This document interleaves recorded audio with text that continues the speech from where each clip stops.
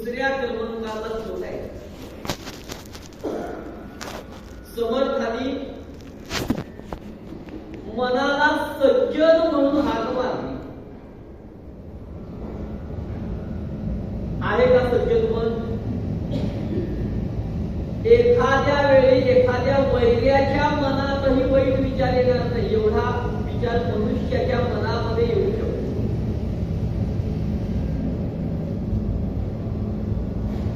असं हे मन, आणि अशा या मनाला समर्थ सज्जना म्हणून हाक मारताय. मना सज्जना भक्ती पंथेची जावे. मग मन खरंच सज्जन आहे का? समर्थांनी म्हणले म्हणजे आहे. आम्ही काय म्हणतो याच्यापेक्षा समर्थ सज्जन म्हणतायत ना, मग मन सज्जनच आहे. आणि शास्त्रकारांच्या भाषेत सांगायचं झालं तर मन हे मुळात शुद्धच आहे. मुळात मन हे शुद्ध आहे. आणि जसं मन तशी विचार. मग समर्थांनी मनाला सज्जन म्हणलं का मनाला प्रश्न केला? तर समर्थांच्या वाङ्मयाचा विचार करत असताना थोडा व्याकरण शास्त्राचा आधार घ्यावा लागतो. समर्थांनी मनाला प्रश्न केला. सज्जना नाच्या पुढे प्रश्नचिन्ह. मना सज्ज ना, सज्ज म्हणजे तयार आहेस ना. म्हणजे तुझं भक्ती पंथेची जावे, भक्तीच्या मार्गाला जाण्यासाठी तू सज्ज आहेस ना, असा समर्थांनी मनाला प्रश्न केला. आणि जर तू सज्ज असशील तर तुला काय प्राप्त होईल? तरी श्रीहरी पाविजे तो स्वभावे. मुळामध्ये मनाला अनेक उपमा दिल्या आहेत ना. म्हणजे साहित्यापासून सिनेमामध्ये आलेलं साहित्य, मनाबद्दल काय काय सांगितलं. मन कसं आहे?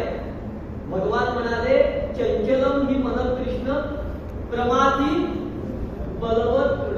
मन चंचल आहे. किती चंचल आहे? क्षणाक्षणाला. आम्ही जरी वानप्रस्थ शिबिराला आलेलो असलो तरी क्षणात घरी जाऊन येतं कधी आपल्या गावात. बस लागत नाही, विमान लागत नाही. आता विमान म्हटलं की किती वाटते.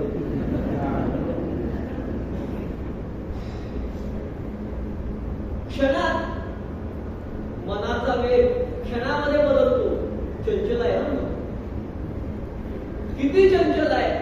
पण समर्थांनी हे मन शुद्ध आहे असं सांगितलेलं आहे.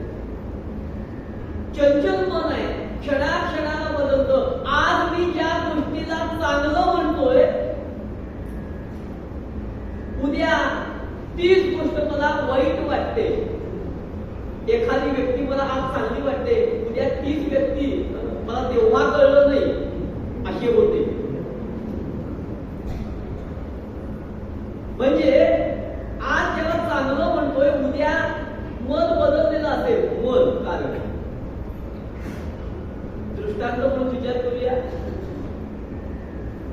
अमेरिकेमध्ये एक जाहिरात कंपनी होती. पेपरला जाहिरात दिली, आम्हाला ईश्वराचं चित्र पाहिजे. ईश्वराचं चित्र, भगवंताचं चित्र. एका चित्रकाराने जाहिरात वाचली. म्हणजे नशिबाचं पाहून बघूया. आता परमेश्वराचं चित्र काढायचं, ईश्वराचं चित्र काढायचं आहे. तर ईश्वरासारखं ज्याचं मन आहे अशा व्यक्तीचा आधार घेतला पाहिजे. कुणाचा घ्यावा आधार? म्हणजे ज्या मनाला विषयाचा स्पर्शही झालेला नसतो असं शुद्ध मन कुणाचं असेल तर लहान मुलाचं. लहान मुलांचं मन निर्मळ असतं, त्याच्या मनाला विषयाचा स्पर्श नसतो. आणि असं शुद्ध मन असलेला मुलगा एका शाळेमध्ये आले आणि शाळेमध्ये एका सुंदर गोल्डन चेहरा असलेल्या मुलाला निवडलं. त्या मुलाला समोर बसवलं, छान चित्र काढलं. ते चित्र जाहिरात कंपनीला देताना ईश्वराचं रूपक त्या चित्राला दिलं.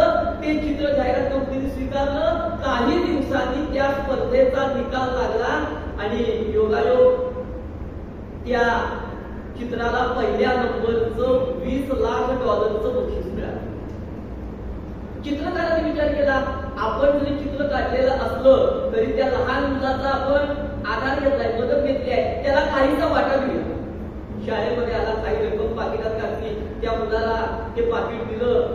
होता होता काही काळ निघून गेला, 20-25 वर्षाचा काळ, आणि 20-22 वर्षांनी पुन्हा त्याच वर्तमानपत्रात तशाच प्रकारची पुन्हा जाहिरात आली. पण यावेळेस त्यांना ईश्वराचं चित्र नको होतं, सैतानाचं पाहिजे. जो कोणी सैतानाचं चित्र देईल काढून, जे चित्र आम्हाला आवडेल त्या चित्राला $20,00,000 बक्षीस. चित्रकाराने विचार केला, ईश्वर प्रसन्न नाही, आता सैतान आहे का? आता सैतानाचं चित्र काढलं म्हणजे त्याच प्रकारची व्यक्ती, तसंच मन ज्याचं आहे, अशा व्यक्तीचा आधार घेतला पाहिजे. म्हणून विचार केला, एखाद्या तुरुंगामधला कैदी म्हणले, त्याचं मन कशा प्रकारचं असतं, मराठी मेंटॅलिटी तशाच प्रकारचं ज्याचं मन आहे. तुरुंगात आलाय का कैद्याला निवडलं, लांबूनच त्याला पाहिलं, चित्र तयार केलं, त्या चित्राला सैतानाचं रूपच दिलं, ते चित्र पुन्हा जाहिरात कंपनीला दिलं. योगायोग असा की आधी चित्राला पहिल्या नंबरचं $20,00,000 बक्षीस मिळालं. सज्जनगडावर सेवा आहे, आकडा कमी कशाला. आणि $20,00,000 बक्षीस पुन्हा त्या चित्रकाराने विचार केला, म्हणजे त्या कैद्याला आपण काही रक्कम देऊया. त्या लहान मुलांनी दिली होती, पाकिटात रक्कम घातली, तुरुंगात आला, त्या मुलाला, त्या कैद्याला ते पाकिट दिलं. कैद्याने विचारलं, कशाला देत आहे? यांनी सांगितलं, मी काही दिवसापूर्वी चित्र काढलेलं, ते चित्र तुझं होतं, त्या चित्राला मी सैतानाचं रूप दिलं, पहिल्या नंबरचं बक्षीस मिळालं, त्यातला काही वाटा मी तुला देतोय. तो कैदी म्हणाला, तुम्ही मला ओळखलं? म्हणाला नाही. म्हटलं, तुम्ही 20-25 वर्षापूर्वी असं ते चित्र काढलं होतं? तो म्हणाला, हो, ते एका लहान मुलाचं काढलं होतं, त्या मुलाचं ईश्वराचं रूप त्या मुलाला दिलं होतं, आणि पहिल्या नंबरचं बक्षीस मला मिळालं होतं. माझ्यावर म्हटले, देव पण प्रसन्न आहे आणि सैतान पण प्रसन्न आहे. तो काही माझ्यावर प्रसन्न आहे. तो कैदी म्हणाला, 20 वर्षापूर्वी तुम्ही ज्याचं चित्र काढलं तुम्ही, मन चंचल, म्हणजे हा 20 वर्षानंतरचा विचार. पण कालची गोष्ट आज आम्हाला चांगली वाटेलच असं नाही, असं असलेलं मन. म्हणून समर्थांनी काय मागितलं? मन हे आवरे नाही, वासना वावणे सदा, कल्पना धावते सैरा, बुद्धी दे. मन कसं आहे? अंत आहे. समर्थ म्हणतात, मन बुद्धी अगोचर, बुद्धी विण अंधकार, जाणीवेचा पडो विसर नेणीव कोटी.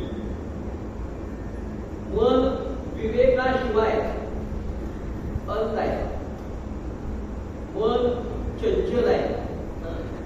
पण त्या चंचल मनाला जर स्थिर करायचं असेल तर त्यासाठी विवेक म्हणजे बुद्धीची आवश्यकता आहे. म्हणून कीर्तनामध्ये नेहमी एक आज्ञा म्हणली जाते बघा, मन हे ओढाळ गुरु, मन हे ओढाळ गुरु, परधन पर कामिनीकडे धावे, यास्तव विवेक पाशी कंठी वैराग्य काष्ट बांधावे. जय जय गर्जना म्हणावी तशी गर्जना. तुम्हाला याची गरज नसाय का? आधी मध्ये करत जा. फायदा सांगतो, मला थोडी विश्रांती मिळते आवड्या गेल्यापूर्वी. दुसरा लाभ, आपण प्रवचन मध्ये आहात, प्रवचन श्रवणाला बसलेले आहात, हे माझ्या लक्षात राहतं. आणि मी सुद्धा प्रवचनाला बसलो हे माझ्या लक्षात राहतं. मन ओढाळ आहे, इकडं तिकडं धावतं, सैरा वैरा धावतं. म्हणून म्हणले, यास्तव विवेक पाशी कंठी वैराग्य काष्ट बांधावे. विवेक आणि वैराग्य रूपी काष्ट म्हणजे लोढणं बांधलं. एखादी ओढाळ काय असते, जनावर असतं, मालक काय करते, गळ्यात लाकडाचं लोटणं बांधतो, त्याला लोटणं म्हणतात. मुलगा मोठा झाला ऐके ना, त्याच्याही वेळेला लोटणं बांधतात. बघा किती मन बघा, मनाचा विचार आहे. बघा मुलांच्या बाबतीत मुलगा बिघडला म्हणलं की लोटणं बांधूया म्हणजे सुधारेल.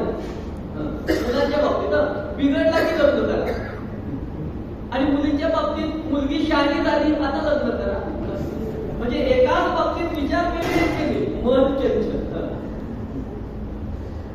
मन हे ओढाळ परधन पर कामिनीकडे धावे, यास्तव विवेक पाशी कंठी वैराग्य काष्ट बांधावे. यासाठी विवेक आणि वैराग्याची आवश्यकता आहे. मग विवेक म्हणजे काय? बघा मनाला विवेकाची जोड द्यायची म्हणजे काय, तर सद्बुद्धी म्हणजे विवेक. मग या मनाला जी विवेकाची जोड आहे, बुद्धीची जोड आहे, हे मन स्थिर करण्यासाठी विवेकाची आवश्यकता आहे. एक दृष्टांताने आपल्याला सांगतो की विवेक म्हणजे काय, तर विवेक या मनाला विवेकही कळतो आणि अविवेकही कळतो. लहान मुलाला सुद्धा विवेक आहे, म्हणजे मोठ्यांना असतो असं नाही, पण लहान मुलालाही विवेक आहे. बघा समुद्राच्या काठावर लहान मुलं त्या वाळूची घरं करतात, किल्ले करतात, रक्षण करायला तिथं हातात काठी घेऊन उभे राहतात, तिथं कुणाला जाऊन देत नाही. आणि संध्याकाळ झाली, आणि संध्याकाळ झाल्यानंतर आता घरची ओढ लागते, आणि घरची ओढ लागल्यानंतर ती मुलं आपण तयार केलेलं असते घर आपल्याच पायाने तुडवून घराकडे धावत जातात. का जातात? आपल्या घरची आठवण झाली. आपलं हे घर खरं नाही, तर आपले आई वडील जिथं राहतात ते आपलं घर खरं आहे. आपलं खरं घर कुठलं आहे त्याच्या लक्षात येतं, आणि जे माया रूपी त्यांनी केलेलं घर आहे त्या घराचा ते स्वतः त्याग करतात, आणि आपल्या आई वडिलांचं जे घर आहे त्या घरी धावत जातात. तेव्हा आपण केलेलं घर आपल्याच पायाने तुडवतात. आता आपलं घर कोणतं आहे हे त्यांना माहीत असल्यामुळं तो विवेक. आपल्या घराचं स्मरण झालं आणि आपल्या घराकडे धावत गेले, आणि धावत जाताना आपल्या पायाने आपण केलेलं जे मायारूपी घर आहे ते तुडवलं, त्याग केला. याला म्हणायचं वैराग्य.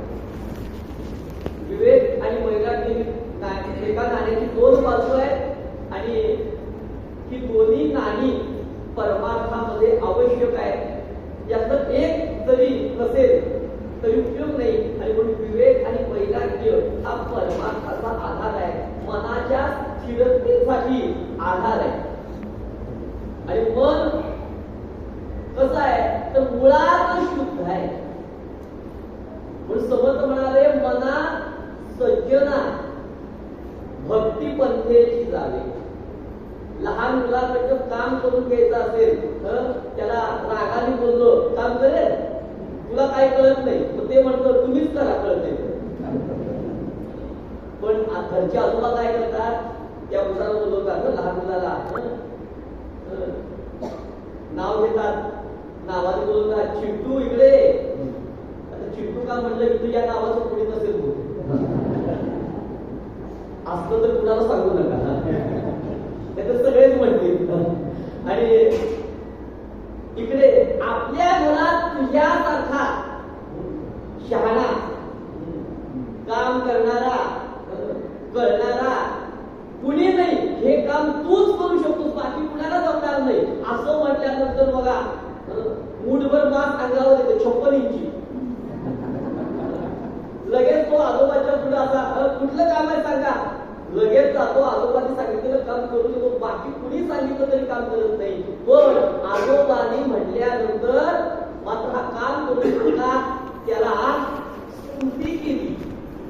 सज्जना मनुष्याला काय आहे, मनुष्याला काय हो, देवाला सुद्धा प्राण्याला सुद्धा प्रत्येकाला स्तुती प्रिय आहे. आणि मनाला जर एखाद्या मनाकडनं कार्य करून केलं जर मानसशास्त्राच्या दृष्टीनं त्याची स्तुती केली तर तो त्याचा अवगुणाचा त्याग करतो. जर एखादी वाईट व्यक्ती असेल ना, तर त्या वाईट व्यक्तीला तू वाईटच म्हणायचं नाही. तुमच्यासारखे चांगले वागणारे आपल्या गावात तुम्ही नाही, त्याला कळतो हे काय म्हणताय, फक्त त्यालाच कळतो. आणि त्याला माहित नाही की तो कोण आहे. आणि त्यामुळे त्याच्यात हळूहळू बदल घडू लागतो. म्हणून मला संतांचं उदाहरण घेतलं. पैठणमध्ये नाथांच्या अंगावर म्हणे एकाने पान खाऊन थुंकलं. नाथाने त्याला काही बोलले नाही. असं सांगतात की 100 वेळा थुंकला, 100 वेळा काही थुंकला नसेल. आणि तेवढा उन्हाळ्याचे दिवस. पण आपण दृष्टांत म्हणून बघूया. आता इथं 2 गोष्टींचा विचार येतो. नाथाने त्यांनी थुंकल्यानंतर नदीवर जावं, आंघोळ करावी, परत यावं, यांनी परत थुंकावं. 108 वेळा स्नान घडलं. आता पुन्हा हा थुंकणार, पण यावेळेस थुंकला नाही. आणि त्यांनी नाथांना नमस्कार केला. मी एवढं म्हणजे तुम्हाला त्रास दिला. नाथ म्हणाले, आणि तुझ्यामुळं मला 108 वेळा स्नान घडलं, हे पुण्य तुझं आहे. आता इथं त्याची चूक कळली त्याला आणि त्याच्यात बदल घडला. दुसरा अर्थ असा आहे की आमच्यामध्ये एवढं सामर्थ्य नव्हतं की आमच्यातला एक सज्जन मनुष्य आहे, त्याच्या अंगावर हा यवन फुंकतोय, तेव्हा आम्ही एकत्र येऊन त्याला बोललो नाही किंवा आम्ही त्याच्यावर आक्रमण केलं नाही. हा आमचा दोष आहे. नाथांच्यावर तो थुंकेपर्यंत आम्ही बघत बसलो, हा आमच्या मनाचा दोष. म्हणून अशा या मनाला जर संगत द्यायची असेल, म्हणून बघा भागवतामध्ये सुद्धा या मनाला सज्जनांची जर संगत घडली तर हे मन काय होईल, स्थिर होईल. म्हणून आपला मनुष्य हा शेवटी कुणावर ना कुणावर तरी तो अव्यक्त होणार. मग तो व्यक्त होताना कुणाची संगत धरावी, तर ती म्हणाले सज्जनांची संगत धरावी. सज्जनांच्या संगतीमध्ये काय होईल, तर मती पागटे सुमती दुर्जनाची. म्हणून सज्जन म्हणलं समर्थांनी यासाठी म्हणलं. तुझं सज्जना म्हणून प्रश्न केला. सज्जना म्हणजे तयार आहेस ना, त्याला तयार केलं. कारण दुसरा श्लोक आहे, 205 श्लोक आहे. आणि आचार्य अत्रेंचं वाक्य आहे, मनाचे श्लोक कसे आहेत, देहाला झालेला लोक औषधाने बरा होतो आणि मनाला झालेला लोक मनाच्या श्लोकाने बरा होतो. मनाचा श्लोक दूर होतो. दुसरा श्लोक आहे, समर्थ आमची तयारी करून घेत आहेत, सूत्रबद्ध आहे. पहिला श्लोक गणाधीश जो ईश हा गणपतीचा आहे, एका दृष्टीने गणपतीचाच आहे, पण इथं सुद्धा मनाचंच वर्णन आहे. बघा ना, गणाधीश जो ईश सर्व गुणांचा, मूळारंभ आरंभ तो निर्गुणाचा, नमू शारदा मूळ चत्वार वाचा, गमू पंथ आनंद या राघवाचा. कोणाचा शोध घ्यायचा आहे, अनंत राघवाचा शोध आहे. अनंत म्हणजे कोण, तो सर्वव्यापी आहे, सर्वांतर्यामी आहे, जो चराचरामध्ये आहे आणि सगळीकडे व्यापून सुद्धा तो परत पुरुष सुद्धा वर्णन केल्याप्रमाणे सहस्र शीर्षा पुरुष, सहस्राक्ष, सहस्रपाद, सभूमी, विश्वतो विश्वा या तिष्ठत दशांकुल. प्रत्येक जीवाच्या हृदयामध्ये तो वास करून आहे. भूजल तेज समीरक रवी शशी काष्टादिती असे भरला, स्थिरचर व्यापुनी अवघा, तो जगदात्मा दशांकुले उरला. मग तो कुठं आहे, तो मंदिरातही आहे आणि अंतरातही आहे. मंदिरात अंतरात तोच नांदत आहे. किंवा समजण्याच्या भाषेत नाना देही देव एक विराजे, नाना नाटक लीला सुंदर उपसाचे. तो सर्वत्र आहे, अनंत रूपामध्ये आहे आणि अनंत रूपामध्ये असून सुद्धा परत तो स्थिर आहे प्रत्येक जीवाच्या हृदयामध्ये. तर याचा शोध घ्यायचा आहे. आणि म्हणून गमू पंथ आनंद या राघवाचा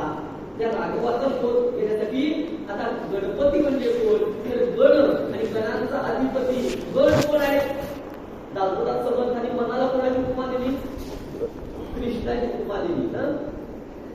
भागवतामध्ये गोपी गीत आहे.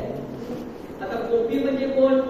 गो म्हणजे इंद्रिय, आणि इंद्रियांच्या माध्यमातून सुखाची अनुभूती घेणाऱ्या म्हणून गोपी. आता गो म्हणजे इंद्रिय, इंद्रिय म्हणजे पंच ज्ञानेंद्रिय, पंचकर्मेंद्रिय, आणि कृष्ण म्हणजे मन आणि इंद्रिय यांची क्रीडा म्हणजेच रास क्रीडा. म्हणजे मनाची, बघा ना, आपण मनाचा मानसशास्त्राचा विचार केला. तुम्ही डोळ्याने एखादी गोष्ट पाहिली, आनंद डोळ्याला होतो, मनाच्या माध्यमातून आनंद होय. एखादी गोष्ट ऐकली, कानाला बरं वाटतं का मनाला बरं वाटतं? मनाला बरं वाटतं. एखादा पदार्थ खाल्ला, शब्द, स्पर्श, रूप, रस, गंध, वास सुंदर आला, आनंद कुणाला झाला? नाकाला झाला, मनाला झाला. एखादं श्रीखंड जिभेवर ठेवला, आहा किती छान आहे, आनंद कुणाला झाला? मनाला झाला. म्हणून पंचतन्मात्रा किंवा पंच विषय इंद्रियांच्या माध्यमातून, त्या इंद्रियांच्या बाजून मन आणि कान, मन आणि डोळे, मन आणि जीभ, मन आणि मजा यांची जी अनुभूती आहे, ती अनुभूती मनाच्या माध्यमातून ते इंद्रिय अनुभवतं. म्हणून त्याला मन आणि इंद्रियांची क्रीडा, म्हणून त्याला रास क्रीडा असं म्हणलेलं आहे. पण कृष्ण म्हणजे मन आणि गोपी म्हणजे इंद्रिय. यानं जर आपण विचार केला तर जे आमचं मन आहे, डोळ्याने एखादी गोष्ट आम्ही पाहिली, आनंद डोळ्याला होत नाही, पण विषयाचं एक वैशिष्ट्य आहे. शब्द हा विषय, रूप हा विषय डोळ्याचा, शब्द हा विषय कानाचा, रस हा विषय जिभेचा. म्हणजे त्या त्या इंद्रियाला तो विषय अनुभवता येतो. श्रीखंड जर कानात घातलं, जोपर्यंत डोळ्यात घातलं, जोपर्यंत नाही कळणार, ती जिभेवर. तसं म्हणून त्या इंद्रियाला तो विषय अनुभवता येतो, पण तो अनुभव मनाच्या माध्यमातून आहे. म्हणून मन आणि त्याची ही क्रीडा, इंद्रियाची क्रीडा. म्हणून हा सगळा मन आणि इंद्रियांचा संवाद आहे. समर्थाने आम्हाला या मनाला स्थिर करण्यासाठी समर्थ आमचं मानसशास्त्र जाणून आम्हाला सांगतायत, मना सज्जना भक्ती पंथेची जावे, भक्तीच्या मार्गाने जा. कारण सुख आणि दुःख ही मनाची कल्पना आहे. बघा ना, सुखही नाही, दुःखही नाही. सुख दुःख ही मनाची कल्पना आहे. जनक राजाला अष्टवक्रकार महाराज म्हणाले, धर्माधर्म सुख दुःखंच मानसानीच सर्वशा. सुख दुःख, धर्म अधर्म ही मनाची कल्पना आहे. मुळामध्ये सुखही नाही, दुःखही नाही. म्हणून ही मनाची कल्पना. म्हणून समर्थ काय म्हणाले, कल्पना धावते सैरा बुद्धी दे. नवरा बायको होते, ऐकला असेल, ऐकिलेची ऐकावे पुन्हा पुन्हा. नवरा बायको होते, इतके भांडायचे, इतके भांडायचे. तुम्ही म्हणाल भांडणार नाही ते नवरा बायको बसले, इतके भांडायचे. पत्नीला काय करायचं नाही, स्वयंपाकघरातनं भांडण फेकून नवऱ्याला मारायचं. आता नवऱ्याला सुद्धा राग यायचा, तेच भांडण उलट फेकून तिला मारायचा, पुन्हा ती तेच भांडण त्याला मारायची. संध्याकाळपर्यंत त्याचा वर्ल्ड कप तयार व्हायचा. आणि संध्याकाळी मग राग शांत झाला की मग ती घरातली पसरलेली भांडी वगैरे दोघं वेगवेगळ्या कोपऱ्यात बसायची, विचार करायची, आम्ही दुःखी आहोत, आम्ही दुःखी आहोत. पण कसं आहे सांगू का, मनुष्य कुठल्याही गोष्टीची कल्पना करत असताना तो तुलना करतो. आम्ही दुःखी आहोत का, शेजारचा सुखी आहे म्हणून, शेजारचा सुखी आहे म्हणून मी दुःखी आहे. शेजारचा का सुखी आहे, शेजारच्या घरातनं भांडण झालेला आवाज, भांडी पडलेला आवाज, आरडाओरडा केलेला आवाज येत नाही. माझ्या घरात मात्र भांडी पडलेला आवाज, आरडाओरडा केलेला आवाज येतो. शेजारच्या घरातून जर आवाज ऐकू आला, कधी तो हसतो, टाळी वाजवतो,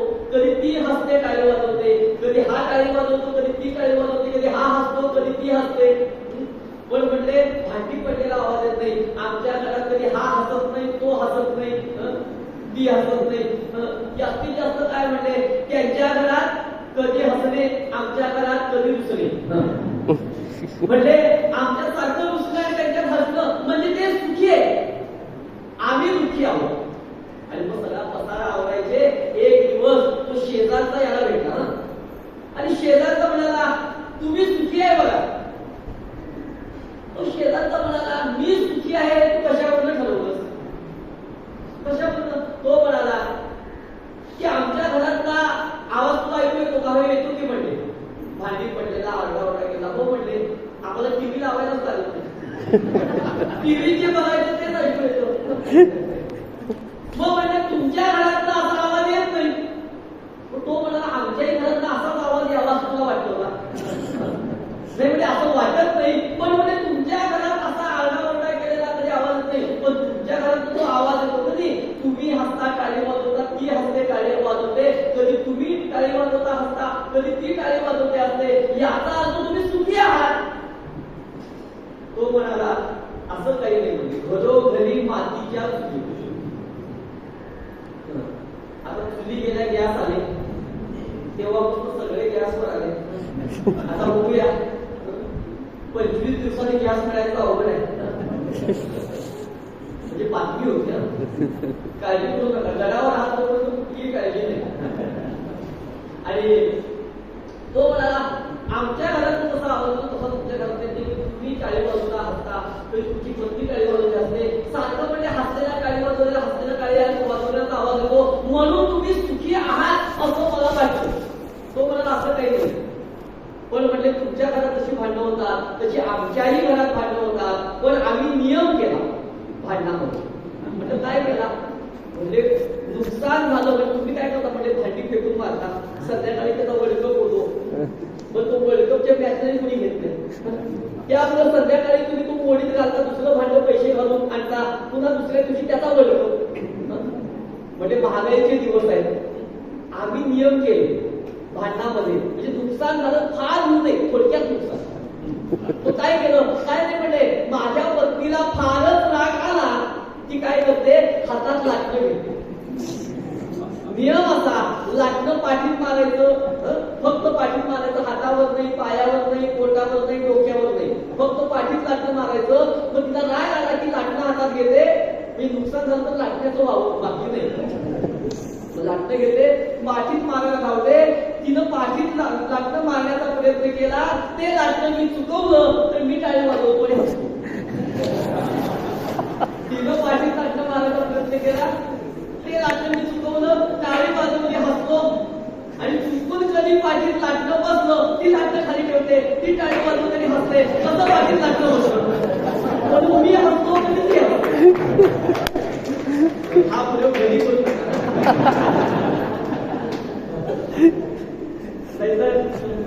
पुढचं मान नसतं.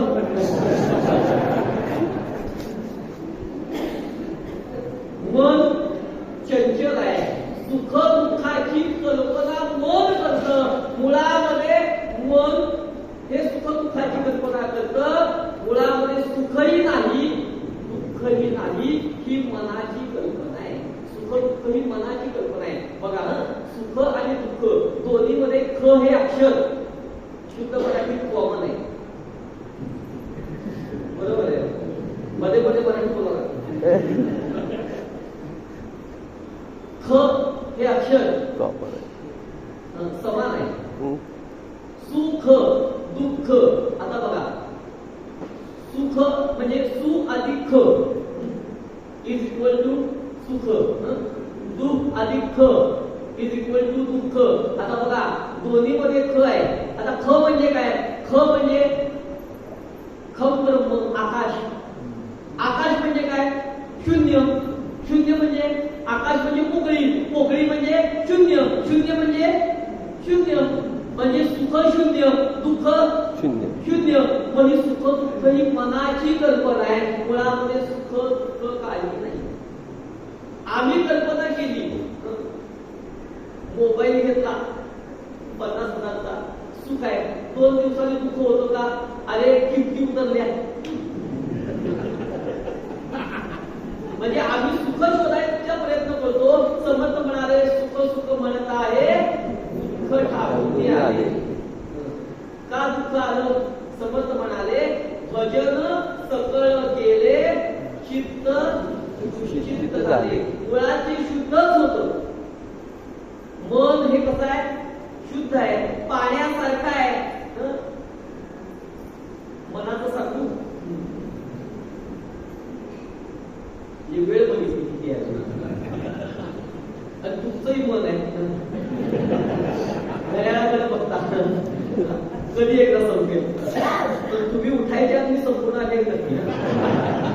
तसं मी जास्त वेळ बोलत नाही. आणि प्रभूंनी महाराजांनी आधीच प्रस्तावना इतकी केली होती की तसं मला त्यांनी बरोबर वेळ दिला. जास्त काही नाही. माझ्या घड्याळाप्रमाणे 11:15. फक्त घड्याळ तुमचं नाही, माझं. कुठं आलो होतो? सुख दुःख ही मनाची कल्पना आहे. आम्हाला व्याधी झालेली आहे सुखाची, सुख शोधायची. म्हणून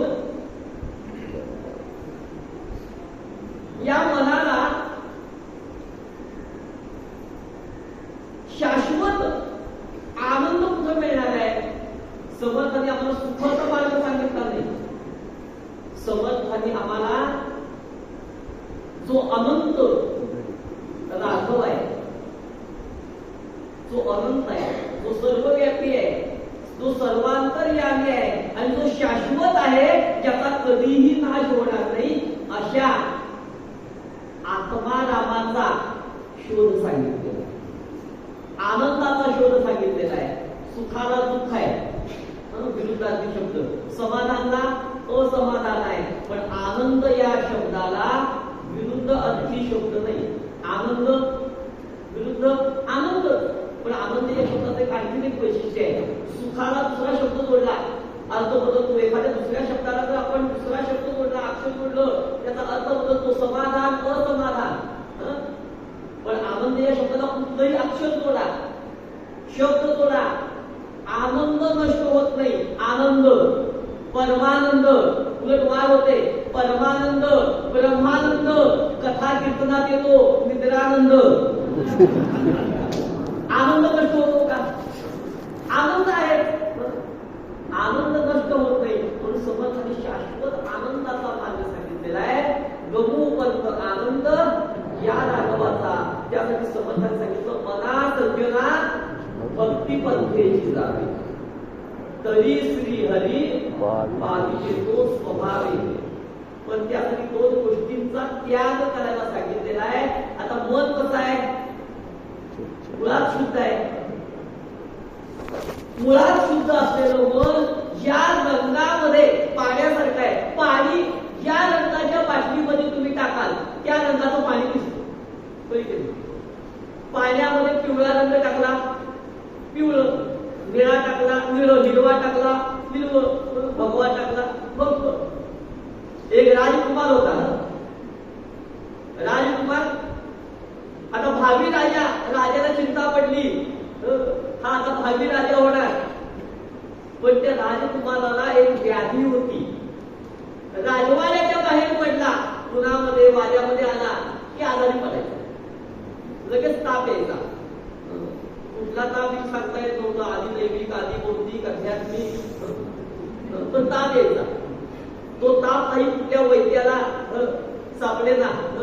अनेक वैद्य झाले, रोग बरा करण्याचा प्रयत्न झाला, त्याचा रोग काही बरा झाला नाही. आता हा भावी राजपुत्र भावी राजा होणार. राजाला काळजी पडली. राजाने जाहिरात केली, दवंडी पिटली की माझ्या मुलाला, राजपुत्राला जो रोग आहे तो रोगमुक्त जो करेल त्याला म्हणले अर्ध राज्य देईल. अनेक वैद्य आले, त्यांनी बघितलं, राजपुत्रानं तपासलं, काही औषध सापडलं नाही. आणि होता एक साधू आला. साधूने पाहिलं, तो साधू राजाला म्हणाला, हे बघा तुमच्या मुलाचा रोग मी बरा करेल, पण मला 5 दिवस तुमच्या मुलाच्या सानिध्यामध्ये राहावं लागेल. तो मुलगा जिथं झोपतो, जिथं भोजन करतो, ती जागा तिथं मला त्याला बघितलं पाहिजे तो काय खातो, काय पितो.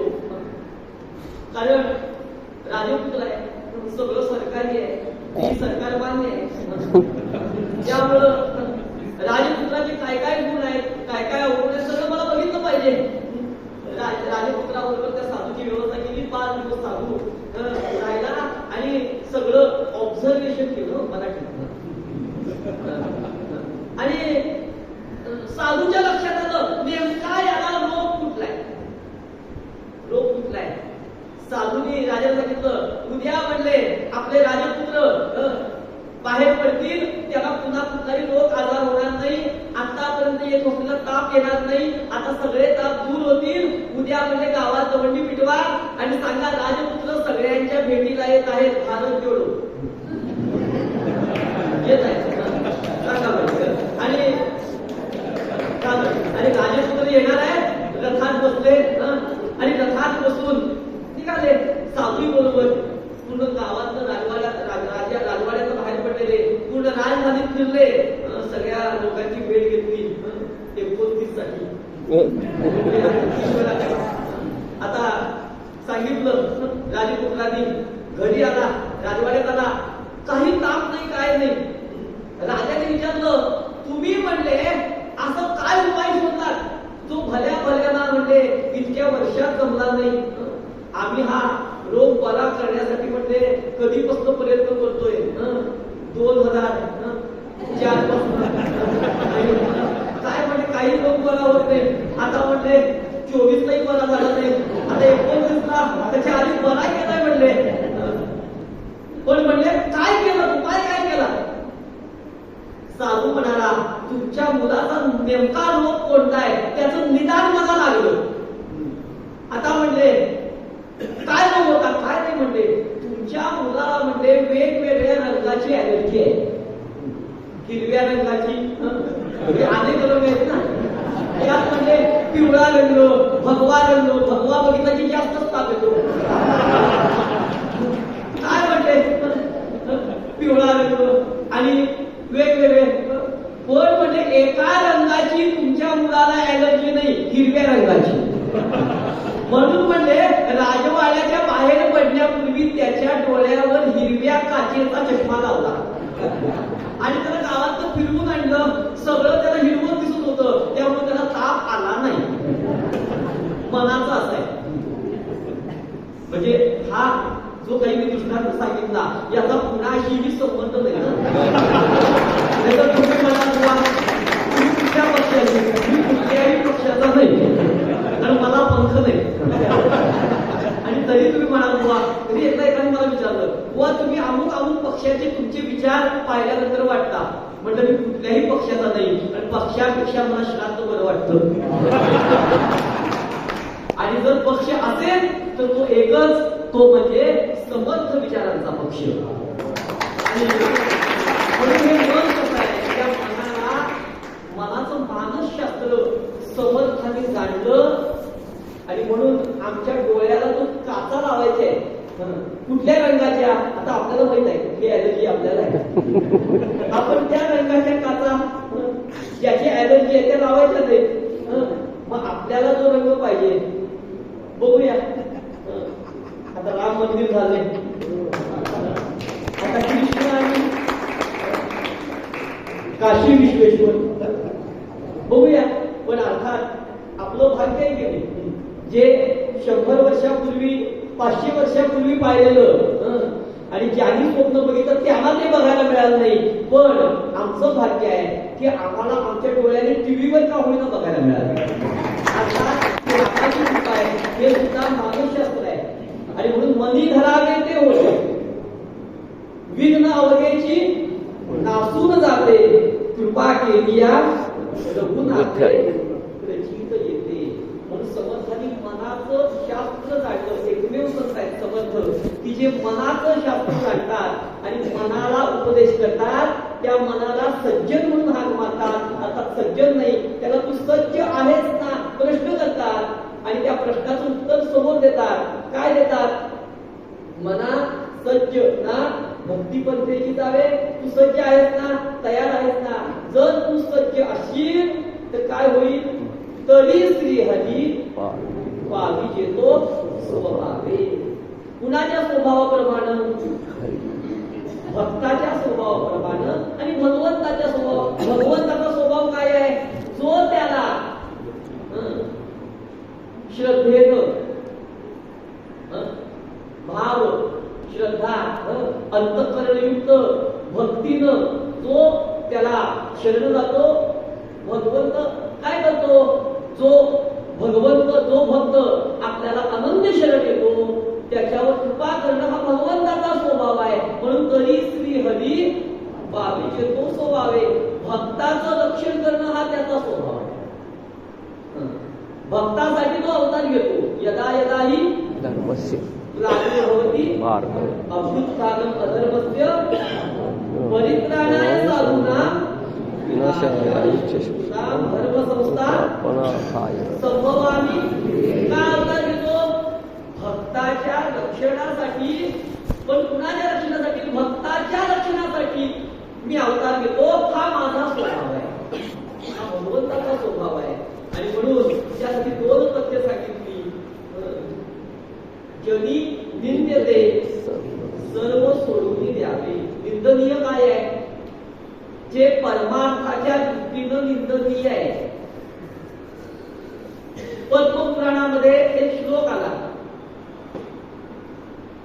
10 अपराध न कळत घडतात मनुष्याच्या हातून, साधकाच्या हातून सुद्धा, नामधारकाच्या हातून सुद्धा न कळत अपराध घडतात. कोणते घडतात? तर आम्ही नाम घेतो, उपासना करतो, भक्तीच्या मार्गाने जातो, पण तरी सुद्धा न कळत आमच्याकडनं अपराध घडतात. पद्मपुराणकार म्हणाले, सन्निंदा असती नाम वै भवकथा श्री शेषयोर भेदनीन अश्रद्धा शास्त्र देशिक विराम नामनेर्थ पादक भ्रमा नामा स्थिती निषिद्ध वृत्ती विहित त्यालोक्य धर्मांतरे साम्यम नाम शिवस्य हरे नामापराधा दशा. कोणते अपराध आहेत न कळत घडणारे? याचं वर्णनही करणार नाही, फक्त 10 अपराध सांगतो न कळत घडणारे. संनिंदा, संतांची निंदा. संत कसे आहेत? संत कृपाळू आहेत, दयाळू आहेत, सर्वांच्या बाबतीत समभाव ठेवणारे आहेत. पण म्हणून निंदा कुणाचीही करू नये. कारण निंदा केल्याने काय होतं? तर आम्ही ज्याची निंदा करतो त्याचे दोष आम्हाला प्राप्त होतात. म्हणून निंदा कुणाची नको म्हणून सांगितलेली आहे. म्हणून पहिला अपराध आहे संत निंदा. त्यानंतर नामाचं महात्म्य विनाकारण वाढवून सांगितलेलं आहे शास्त्रकारांनी. असा मनात विकल्प आणणं हाही. नंतर ज्याची नामावर श्रद्धा नाही त्याला नाम घ्यायला सांगणं हाही अपराध आहे. हरिहरांमध्ये भेद मानणं हा अपराध आहे. स्वधर्माचा त्याग करणं हाही अपराध आहे. त्यानंतर नामाची तुलना आपल्या अन्य नैमित्तिक कर्माशी करणं. म्हणजे आता आम्ही नाम घेतोय, आता आम्ही संध्या करायची गरज नाही, तीर्थयात्रा करायची गरज नाही, आता आम्ही यज्ञयाग करायची गरज नाही, आम्ही नाम घेतोय, नाम हेच सगळं. अशी तुलना करणं हा सुद्धा नामाचा अपराध आहे. कारण स्वधर्मेची चाले सदा उत्तमाचा जगी नव्हेतो गाव सर्वोत्तमाचा. आपल्या स्वधर्माचा त्याग करणं हा सुद्धा दोष सांगितलेला आहे. आणि त्यामुळे स्वधर्माचं आचरण सत्संगे शास्त्र श्रवण, श्रवणाचे करुणी मनन. आणि म्हणून आपल्या स्वधर्माचा त्याग न करता नाम घेणं किंवा भक्ती करणं हे महत्वाचं आहे. अशा प्रकारचे निंदनीय कर्मांचा त्याग करणं म्हणजे सत्संग धरणं म्हणजे वंदनीय कर्म. आणि जो दुस्संग आहे त्या दुस्संगाचा त्याग करणं म्हणून जनी निंद्यते सर्व सोड. म्हणजे संतांची निंदा करायची नाही. वंद्य म्हणजे काय? तर संतांचा सहवास, सज्जनांचा सहवास करायचा. समर्थ म्हणतात सज्जनांच्या सहवासात काय भेटेल, काय प्राप्त होईल? तर सर्व काळ मज संतांची संगती तेने माझी मती. मती म्हणजे बुद्धी, आणि मती 12 प्रकारची आहे म्हणून 12 मती.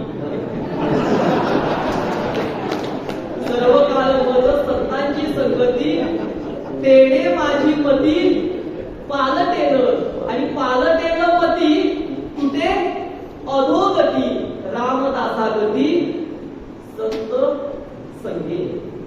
म्हणून संतांचा सहवास वंदनीय काय संत सहवास, निंदनीय काय संतांची निंदा. अशा पद्धतीनं नाम घ्यायचं, उपासना करायची, भक्ती करायची.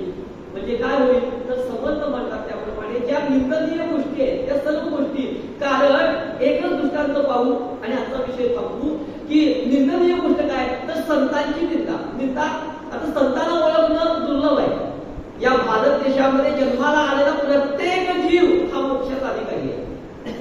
प्रत्येक जीव मोक्षाचा अधिकारी आहे. रस्त्यावर बसलेला एखादा फकीर सुद्धा आत्मज्ञानी असू शकतो. हे भारत भूमीचं वैशिष्ट्य आहे. कारण भारत भूमी ही मोक्ष भूमी आहे, पुण्यभूमी. अन्य भूमी या भोगभूमी आहे. भारत भूमी ही पुण्यभूमी आहे. किती पुण्यभूमी आहे बघा. जगामध्ये जे आहे ते भारतात आहे, पण भारतात जे आहे ते जगात नाही. बरोबर आहे. गंगेसारखी पवित्र नदी भारतात आहे, जिचं पाणी हजारो वर्ष घरात ठेवलं आळ्या पडत नाही, शुद्ध राहतं. दक्षिणेत कावेरी सारखी नदी आहे की ज्या नदीचं पाणी उन्हाळ्यात सुद्धा गार थंड बर्फासारखं आणि गोड मधुर असतं. अर्थात आज सगळ्याच नद्यांचं पाणी गोड असतं कारखान्यामुळं. त्यामुळं कधी कधी जाऊन आणावी लागत नाही. ते पाणी पिली घरात माणसं जास्त का झोपतात नदीचं पाणी पिल्यानं. म्हणून मिनरल वॉटर घ्यायला लागले सरकार बांधलं. ज्याच्याकडे पैसे त्याने आपल्या सांगितलं या पाणी प्यायला, नेमकं कुठलं पाणी प्यायला नाही. आणि आता बघा गंगेसारखी पवित्र नदी जे इतकं पाणी शुद्ध आहे की हजारो वर्ष ठेवलं त्या पाण्यात शुद्धच राहतं. त्यात आळ्या किडे पडत नाही. त्यानं जगातलं सर्वात जास्त पाऊस पडणारं ठिकाण चेरापुंजी आसाम. जगातलं सगळ्यात कमी पाऊस पडणारं ठिकाण राजस्थान. बघा भारताचं वैशिष्ट्य कसं आहे की कोकणामधल्या गायी किती आहेत पण त्या दूध कमी देतात, किती आहेत गायी. राजस्थान मधल्या गायी मोठ्या आहेत, पाऊस कमी पण गायी दूध जास्त देतात. कोकणात पाऊस भरपूर पण गायी दूध कमी देतात. त्या निसर्गाला अनुकूल अशा गायी त्या भागात आहेत. पण देशी गायी, आता आम्हाला जर्सीची सवय लागली त्यामुळे माणसं दिसायला सुद्धा जर्सी सारखी दिसतात. माणसाला देशी गाईचं दूध चालत नाही, बाकी सगळं देशी चालत. देशी वापरा, कपडे देशी नाही, पण संध्याकाळी 7 वाजल्यानंतर सगळे देशी होतात. देशी गाई. पण बघा आमच्याकडे जी संस्कृती आहे, आमच्या ऋषी मुनींनी केलेला जो अभ्यास आहे त्या भागातल्या गाई त्या ठिकाणी. म्हणून बघा गीर गाई ज्या भागात आहेत तिथून त्या देशी आहेत, त्या स्थानाला त्या जागेला त्या योग्य आहेत. त्या गाई आम्ही इथं आणून व्यापार करू लागलो, त्या जास्त दूध देतील म्हणून, पण हे वातावरण त्यांना योग्य नाही. त्या प्राण्याला ते वातावरण योग्य आहे. आम्हाला महाराष्ट्राच्या लोकांनी दक्षिणेतून बघा नुसता भात खावा, काय होतं दुसऱ्या दिवशी पळून येईल. तिकडचा माणूस आला पोळी खायला दिली त्याला सहन होणार नाही. त्याला ते अन्न तिथं योग्य आहे, कारण ते मानसशास्त्र आहे. तो म्हणतो आमचं अन्न चांगलं आहे, आम्ही म्हणतो आमचं चांगलं आहे. याचं कारण त्या भागातल्या त्या निसर्गाप्रमाणे तेथे अन्न तेथे योग्य आहे. आणि म्हणून आपण विचार करतोय मनाच्या श्लोकाचा, मना सज्जता भक्ती पद्धती जावे त्यातील जनी निंदते सर्व सोडून द्यावे. काय सोडायचं जे निंदनीय आहे. म्हणून आपण दृष्टांत बघूया, निंदा कुणाचीही करू नये. सज्जनांची काय, पण सज्जनांना ओळखणं दुर्लभ आहे. कारण बघा 3 गोष्टी की नरदेह प्राप्त होणं दुर्लभ आहे. नरदेह प्राप्त झाला तरी सज्जनांची संगत भेटणं दुर्लभ आहे. सज्जनांची संगत भेटली तरी सज्जनांना ओळखणं दुर्लभ आहे. आणि एखाद्या सज्जनाला ओळखलं तरी त्या सज्जनावर निष्ठा निर्माण होणं ते आपण दुर्लभ आहे. आणि एखाद्यावर निष्ठा निर्माण झाली तरी ती निष्ठा शेवटपर्यंत टिकणं ते आपण दुर्लभ आहे. एक साधू एका दारात गेला, स्वयंपाक तयार होता. माऊलीने विचार केला, महाराज स्वयंपाक तयार आहे, भोजन करणार का माधुरी देऊ का शिदा देऊ? साधू म्हणाला शिदा घेतला, पुन्हा पुन्हा शिजवावाच लागेल, भोजनच करू. त्याला बसायला पाठ दिला, ताटाखाली पाठ, बसायला पाठ, टेकायला पाठ, डोक्यावर ठेवला नव्हता. आणि भोजन पाणी वाटलं, भोजन सगळं झालं. आता शेवटचा भात, शेवटच्या भाताला त्या माऊलीच्या लक्षात आलं, अरे साधूला ताक भात शेवटचा वाटला पाहिजे, पण ताक केलेलं नाही. शेजारच्या घरातलं ताक आणायला गेली, शेजारच्या घरातलं ताक आणलं, साधूला वाटलं, साधू ताक प्याला, साधू पानावरच गेला. साधू गेला. आता ज्यांचा काहीही संबंध नाही पण साधू गेला, ते लोक चर्चा करू लागले, अरे म्हणजे त्या साधूच्या मनात म्हणजे काहीतरी वाईट होतं, हेतू चांगला नव्हता, म्हणून त्या माऊलीनं त्याला विष घालून मारलं. काही लोक म्हणाले की स्त्रीच चांगल्या चालीची नव्हती, तिनंच म्हणजे तिचं काहीतरी गुपित साधूला माहित होतं म्हणून तिनं साधूला मारलं. कुणी साधूला चांगलं म्हणते, कुणी तिला चांगलं म्हणते. खरं वास्तविक लोकांचा दोघांशीही संबंध नव्हता. झालं, यमदूत आले, ते साधूला घेऊन गेले, पण आता म्हणजे गुन्हा कुणाच्या नावावर, कारण काय याच्या मृत्यूचं. त्या यमदूताचं कारण देता येईना. त्यांनी यमाना सांगितलं, आम्हाला काय कारण सापडत नाही, म्हणजे तिथे चर्चा म्हणजे दोघांचं, कोण ह्याला चांगलं म्हणते, कोण ह्याला चांगलं म्हणते, कोण ह्याला दोष देते, तुम्ही जाऊन बघा. यमराज त्या गावात आले. गावात आल्यानंतर वेश बदलून आले. गावात एक पानकट्टा असतो. पानकट्टा म्हणजे जिथं कोणताही विषय पार केला जातो, आणि पार करायला सुद्धा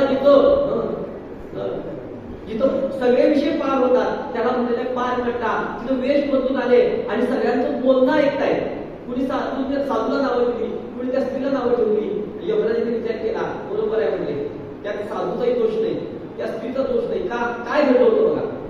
ताक आणण्यासाठी ही मावशी जेव्हा बाहेर गेली तेव्हा आकाशात एक घाल जात होती. त्या घालीच्या पंजामध्ये चोचीमध्ये म्हणा एक सर्प होता. त्या सर्पाचं विष भीतीनं त्याच्या पोटातनं खाली गळत होतं. ती गरळ खाली पडली, ताकात पडली. साधू ते विषयुक्त ताक पिला, साधू मेला. आता साधू गेला, यात साधूचा दोष नाही, सापाचं विष पडलं होतं. आता सापाचा दोष म्हणावा तर साप स्वतःहून आला नव्हता, ते घालीत आणलेलं ते विष तिथं पडलं. आता घालीचा दोष म्हणावा तर घालीचं ते खाद्य आहे, ते आकाशात जात होती, तिचाही दोष नाही. मग दोष कोणाचा? यमराज म्हणाले घालीचा दोष नाही, तर तिचं आलं होतं. सापाचा दोष नाही, तर तो स्वतःहून तिथं आला नव्हता. साधूचा दोष नाही, कारण साधूला माहित नव्हतं. त्या स्त्रीचाही दोष नाही, कारण तिचा हेतू चांगला होता, साधूची ताक प्यावं शेवटचं, म्हणून तिचं चांगल्या हेतूने दिलं होतं. मग या चौघांचाही दोष नाही. मग दोष कोणाचा? यमराजाने दोष दिला की ज्यांचा काहीही संबंध नसताना ज्यांनी निंदा केली, म्हणजे या दोघांच्या मुलं म्हणले हा गेला, हा सगळा दोष याचा. पण निंदा कुणाची करू नये, कारण आम्ही काय करतो, ज्याची निंदा करतो त्याचा दोष आपण स्वीकारतो आणि तो त्या दोषातून मुक्त होतो. शास्त्राचा नियम आहे, पाप लपवलं तर वाढतं, पुण्य सांगितलं तर कमी होतं. पुण्य सांगू नये, या हाताचं त्या हाताने करू नये, आणि पाप लपवू नये, ते व्यक्त करावं, ते नष्ट होतं. आणि पुण्य सांगू नये, ते जर सांगितलं तर कमी होतं. म्हणून आम्ही निंदारूपी त्यांचं पाप व्यक्त करून ते नष्ट करतो आणि आम्ही स्वीकारतो. म्हणून जनी निंदते सर्व सोडून द्यावे, आणि जे वंदनीय आहे त्याचा स्वीकार करूया. जय जय रघुवीर समर्थ श्रीराम. जय राम जय जय राम. श्रीराम जय राम जय जय राम. श्रीराम जय राम जय जय राम. श्रीराम जय राम जय जय राम. श्रीराम जय राम जय जय राम. श्रीराम जय राम जय जय राम. श्रीराम जय राम जय जय राम. श्रीराम जय राम.